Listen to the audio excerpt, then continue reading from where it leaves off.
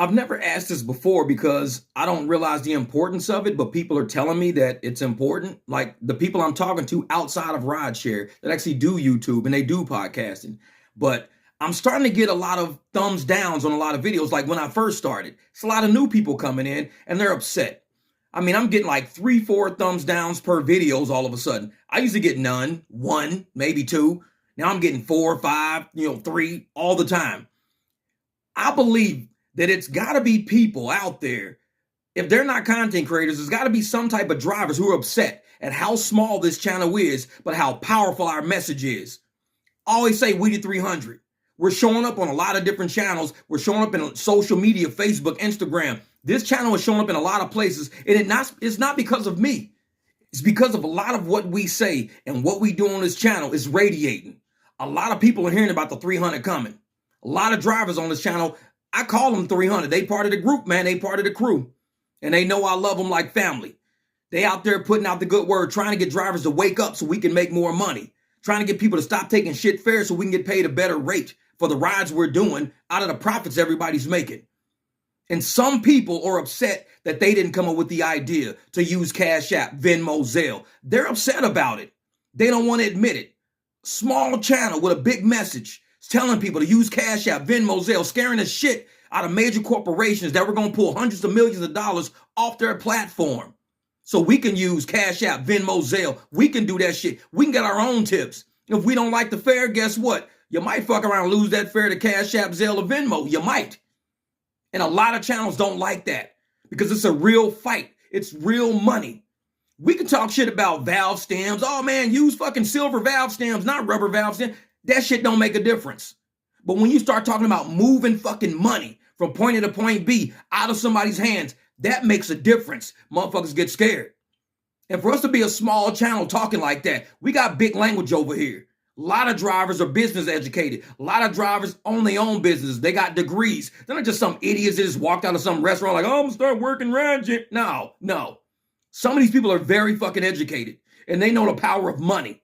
For us to be on a very small channel, making waves the way we make on this fucking channel, I salute you motherfuckers, all you drivers, I salute y'all, because it ain't me. And I keep telling people that it's not just me. It's a lot of y'all.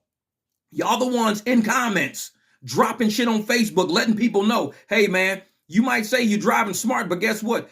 I'm getting $4 a mile. You're getting $1 a mile, which means you got to drive 4 times the distance I drive just to equal what I make. If I'm getting $4 a mile and I drive 100 miles over the day, I'm making $400 out of 100 miles. If you're driving at $1 a mile, you have to drive 400 miles that same day I drove 100 miles just to equal what I equal. You drove 300 miles of risk, 300 miles of fuel, 300 more miles of time just to equal what I got. I only went 100 miles. Drivers are out there educating people on how we're doing this shit. And it's hurting a lot of people's feelings because some people don't like to be told they're wrong. Some people don't like to be told that there's no reason to be driving 400 miles to make $300. We tell people that shit all the time. It's backwards. You're hustling backwards. Our channel is radiating the fucking real hustle out there, the real business, discussing profits, business analytics, breaking shit down, how transactions really work. And they see all the revenue in our bank accounts. They see how we live, a little less stress. People taking vacations, not working 80, 90 hours a fucking week just to survive. And they're like, oh, so I was doing it wrong. A lot of people hate to be called wrong. Look at the pandemic. How many fucking people hated to be told that they were wrong about everything? I use that as a major example because it was some major shit that happened on this planet.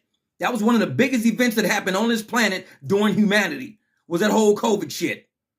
And a lot of people don't want to admit they were wrong. They still walk around to this day admit, oh, we were right. And well, why are we still alive? If you were right, why are all of us still alive? Why is nobody dropping dead right now? If it was a deadly virus that nobody wants to admit when they're wrong. They want to keep the illusion up that they're right because it's their fucking ego. When you're right, as a driver that drives for high profits, when you're right, you got a lot of fucking money in the bank.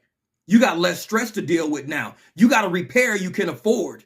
You got a book you can buy your kid because the kid wants the book. You got a pair of shoes you can just pick up and go buy. You don't got to drive 3 or 4 more fucking days just to pay a bill. You got it. You already got it. Because you've been driving for profits for so long, you already got it. And that's what we preach in this thing. We're talking business over here, business, not bullshit. This ain't no gimmicks, no entertainment, no fuckery. This is real business over here. And a lot of channels hate that we're so small, but we got big fucking words for what we do. And that's what I say when I talk for 5 minutes.